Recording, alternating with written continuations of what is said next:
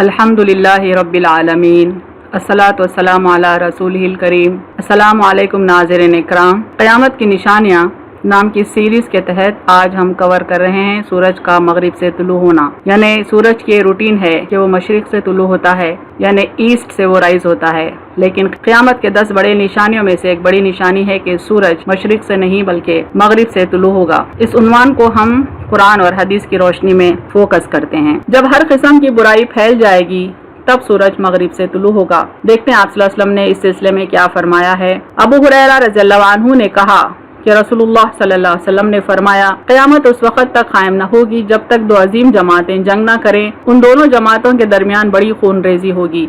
یعنی ایک final world war ہوگی اور بے انتہا خون بہے گا۔ حالانکہ دونوں کا دعویٰ ایک ہی ہوگا، یعنی دونوں جماعتوں میں مسلمان موجود ہوں گے جو کلمہ طیبہ کا اقرار کرنے والے ہوں گے، اور یہاں تک کہ بہت سے چھوٹے دجال بھیجے جائیں گے، تقریباً 30 دجال۔ ایک تو دجال اکبر ہے، لیکن چھوٹے چھوٹے دجال 30 آئیں گے جو سچ کو جھوٹ اور جھوٹ کو سچ مہارت سے دکھائیں گے۔ ان میں سے ہر ایک دعویٰ کرے گا کہ وہ اللہ کا رسول ہے، اور یہاں تک کہ علم اٹھا لیا جائے گا اور زلزلوں کی کثرت ہوگی اور زمانہ قریب ہو جائے گا اور فتنے ظاہر ہو جائیں گے، یعنی قیامت کا وقت قریب آ جائے گا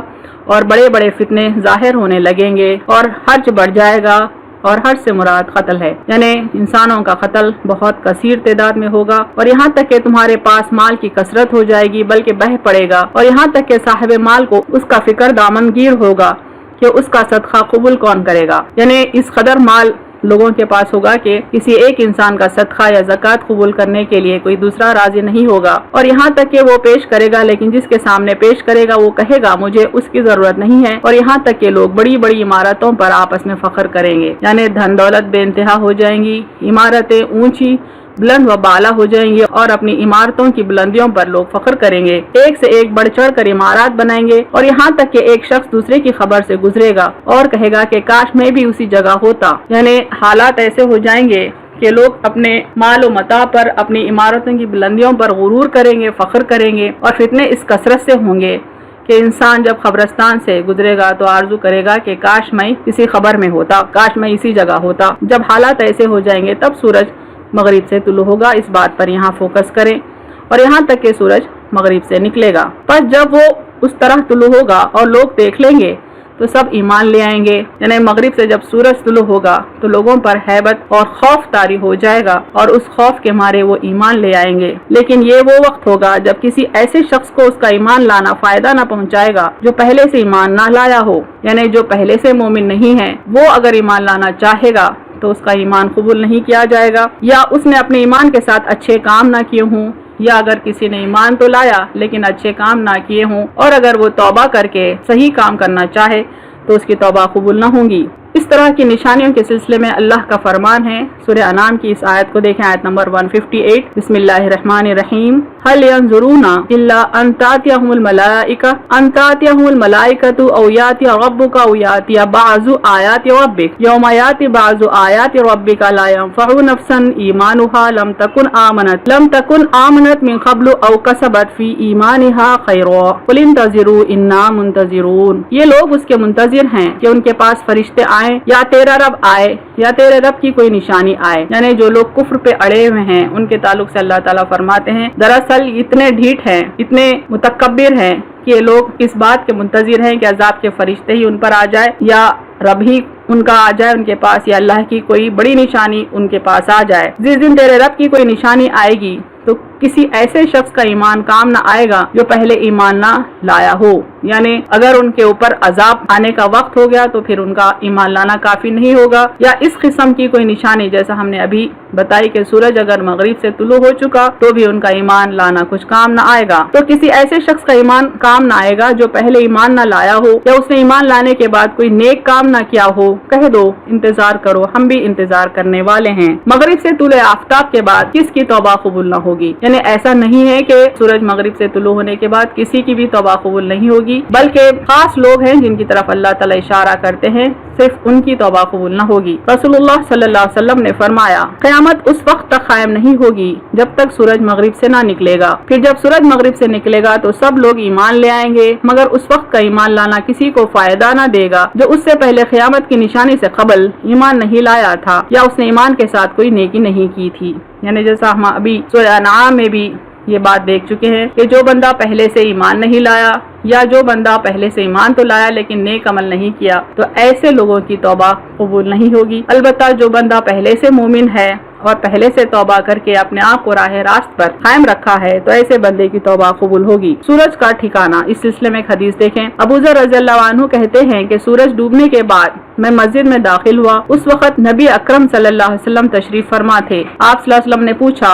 ابو ذر جانتے ہو سورج کہاں جاتا ہے؟ میں نے عرض کیا اللہ اور اس کے رسول زیادہ جانتے ہیں۔ آپ نے فرمایا وہ سجدے کی اجازت لینے جاتا ہے، اسے اجازت مل جاتی ہے، لیکن ایک وقت اس سے کہا جائے گا اسی جگہ سے نکلو جہاں سے آئے ہو، لہٰذا وہ پچھم سے نکلے گا۔ یعنی آپ صلی اللہ علیہ وسلم فرماتے ہیں کہ ہر دن سورج سجدہ کرتا ہے، پھر اللہ سے اجازت لیتا ہے مشرق سے طلوع ہونے کی، لیکن ایک دن اس کو اجازت نہیں ملے گی اور اس کو حکم ہوگا کہ مشرق سے نہیں بلکہ جس جگہ سے وہ آیا ہے یعنی مغرب سے ہی اس کو طلوع ہونا ہے، اسی جگہ سے نکلو جہاں سے آئے ہو، لہٰذا وہ پچھم سے نکلے گا۔ پھر آپ صلی اللہ علیہ وسلم نے یہ آیت پڑھی وَذَلِكَ مُسْتَقَرٌّ لَهَا، یعنی یہ اس کا ٹھکانہ ہے، یعنی جس پوائنٹ سے وہ لوٹ گیا وہی اس کا ٹھکانہ ہے، اللہ تعالیٰ فرماتے ہیں۔ اس ٹاپک کی مزید تفصیل دیکھیں۔ عبداللہ بن عمر نے صرف اتنا کہا کہ میں نے رسول اللہ صلی اللہ علیہ وسلم کو فرماتے سنا پہلی نشانی سورج کا پچھم سے طلوع ہونا ہے یا بوقت چاش لوگوں کے درمیان دابہ یعنی دابۃ الارض جو کہ ایک چوپایا ہے کا ظہور ہے، یعنی آپ صلی اللہ علیہ وسلم فرما رہے کہ سورج کا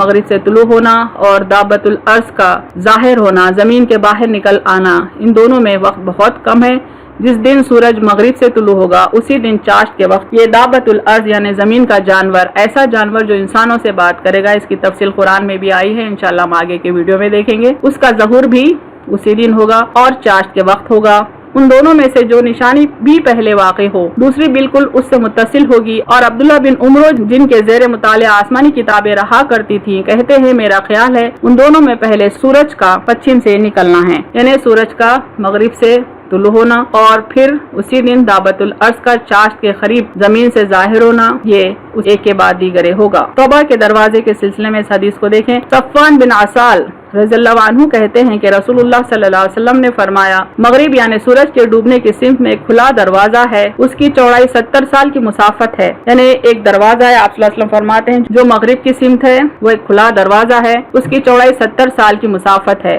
یعنی اس کی جو وڈتھ ہے وہ اتنی ہے کہ اس کو کراس کرنا یا اس میں واک کرنا چاہیں ہم تو 70 ایئرز لگیں گے۔ یہ دروازہ توبہ کے لیے ہمیشہ کھلا رہے گا، یعنی بندوں کی توبہ اس دروازے سے آسمان کی طرف جاتی ہے جب تک سورج ادھر سے نہ نکلے، اور جب سورج ادھر سے نکلے گا یعنی جب تک مغرب سے سورج نہ نکلے یہ توبہ کا دروازہ کھلا رہے گا، اور جب سورج ادھر سے نکلے گا یعنی مغرب سے نکلے گا تو اس وقت کسی شخص کا جو اس سے پہلے ایمان نہ لایا ہو یا ایمان لا کر کوئی نیکی نہ کمالی ہو اس کا ایمان لانا کسی کام نہ آئے گا۔ توبہ قبول ہونے کا وقت ختم ہو رہا ہے چونکہ قیامت قریب آ رہی ہے، کسی بھی دن سورج مغرب سے طلوع ہو سکتا ہے، اس لیے آپ صلی اللہ علیہ وسلم نے بار بار اس کی وارننگ دی ہے۔ ان احادیث کو دیکھیں۔ حضرت معاویہ سے روایت ہے کہ رسول اللہ صلی اللہ علیہ وسلم فرماتے تھے ہجرت کا سلسلہ منقطع نہیں ہوگا جب تک توبہ کا دروازہ بند نہیں ہو جاتا، اور توبہ کا دروازہ بند نہیں ہوگا جب تک سورج بجائے مشرق کے مغرب سے نہ نکلے، یعنی قیامت تک۔ یعنی مومن بندے جو ہجرت کرتے ہیں، اللہ کے راہ میں جہاد کرتے ہیں، اس کا سلسلہ چلتا رہے گا لیکن جب تک توبہ کا دروازہ بند نہ ہو،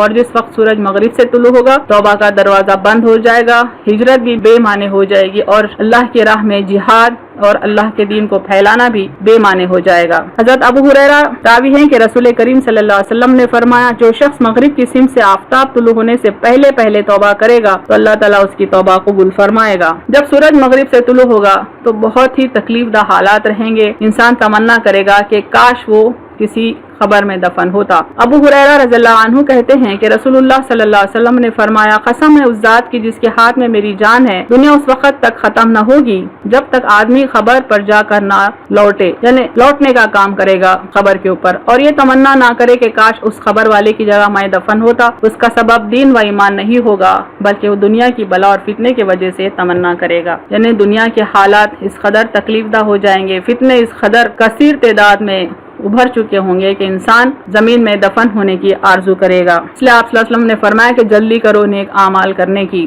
سیدنا ابو ہریرہ رضی اللہ عنہ سے روایت ہے، رسول اللہ صلی اللہ علیہ وسلم نے فرمایا جلدی کرو نیک اعمال کرنے کی 6 چیزوں سے پہلے: 1 دجال کے نکلنے سے پہلے، 2 دھواں، 3 زمین کا جانور، 4 آفتاب کا پچھم سے نکلنا، 5ویں قیامت، 6 موت۔ یعنی جب دجال بھی آ جائے گا تو حالات تکلیف دہ ہو جائیں گے، توبہ کا موقع نہ ملے ایسا ممکن ہے، اور خاص طور پر آفتاب کا پچھم سے نکلنے سے پہلے یا انسان نزا کے عالم میں آنے سے پہلے اس کو چاہیے کہ وہ توبہ کر لے۔ فی الوقت اللہ توبہ قبول کرتا ہے، فی الوقت توبہ کا دروازہ کھلا ہے۔ دیکھیں حضرت ابو موسیٰ رضی اللہ تعالی عنہ نبی کریم صلی اللہ علیہ وسلم سے روایت کرتے ہیں کہ اللہ رب العزت رات کے وقت اپنا ہاتھ پھیلاتا رہتا ہے تاکہ دن کے گناہگار کی توبہ قبول کرے، اور اپنا ہاتھ دن کو پھیلاتا رہتا ہے تاکہ رات کے گناہگار کی توبہ قبول کرے، یہاں تک کہ سورج مغرب سے طلوع ہو۔ یعنی اللہ تعالیٰ کا یہ معمول ہے کہ راتوں میں اپنا ہاتھ پھیلاتا ہے کہ بندے اس کی طرف راغب ہوں، گناہوں سے توبہ کریں اور اس کی طرف متوجہ ہوں۔ اللہ بندوں سے امید رکھتا ہے، ایسے بندے جنہوں نے دن میں گناہ کیا۔ اس طرح سے جو بندوں نے رات میں گناہ کیا، اللہ تعالیٰ